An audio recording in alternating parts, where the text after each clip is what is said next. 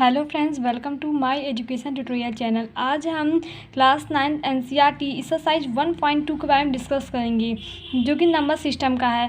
अब देखिए यहाँ पे क्वेश्चन क्या कर रहा है कि नीचे दिए गए कथन सत्य हैं या असत्य है, आपको कारण सहित इसका आंसर देना है।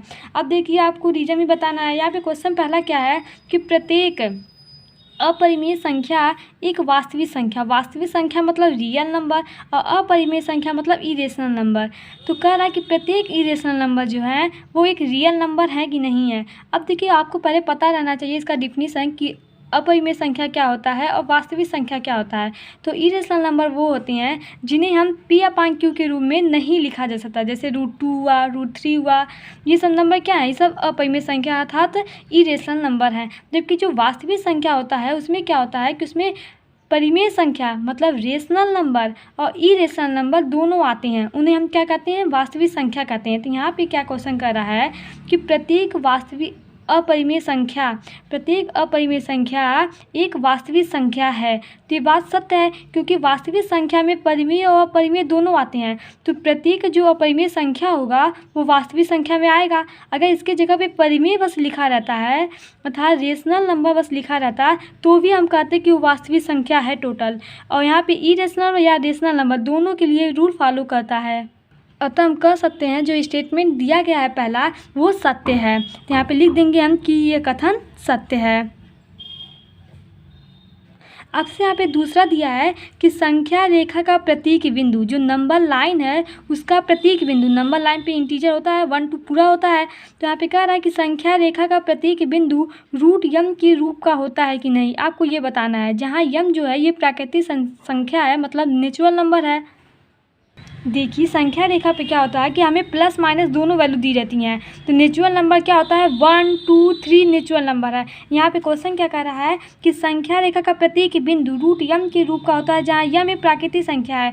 m अगर प्राकृतिक संख्या है अर्थात नेचुरल नंबर है तो m 1 2 बस होगा। हमें यहाँ कह रहा है कि -1 2 तो होगा नहीं, अर्थात हम ये कह सकते हैं कि वैल्यू जो दी गई है स्टेटमेंट वो असत्य है, क्योंकि यहाँ यम कह रहा प्राकृतिक संख्या और संख्या रेखा पे तो हमें क्या वैल्यू प्राप्त होती है? -1 के रूप में होती है। अतः हम यहाँ पे लिखेंगे कि ये वैल्यू असत्य है, क्योंकि कोई भी दृढ़ संख्या किसी प्राकृतिक संख्या का वर्गमूल नहीं हो सकती। अब देखिए यहाँ पे क्वेश्चन तीसरा क्या कह रहा है कि प्रत्येक वास्तविक संख्या एक अपरिमेय संख्या है। प्रत्येक वास्तविक संख्या, अब वास्तविक संख्या भी हम आपको बताए हैं क्या होता है कि परिमेय संख्या और परिमेय संख्या को दोनों को मिला के जो संख्या उसे हम वास्तविक संख्या कहते हैं, रियल नंबर कहते हैं। तो यहाँ पे कह रहा है कि प्रत्येक वास्तविक संख्या, प्रत्येक रियल नंबर एक अपरिमेय संख्या होती है। मतलब कह रहा है कि यहाँ पे सिर्फ जो रियल नंबर है वो टोटल इरेशनल नंबर है। यहाँ पे ये कह रहा है, लेकिन ये वैल्यू गलत है, ये स्टेटमेंट जो है वो गलत है। क्योंकि देखिए वास्तविक संख्या में मतलब रियल नंबर में इरेशनल नंबर और रेशनल नंबर दोनों आते हैं,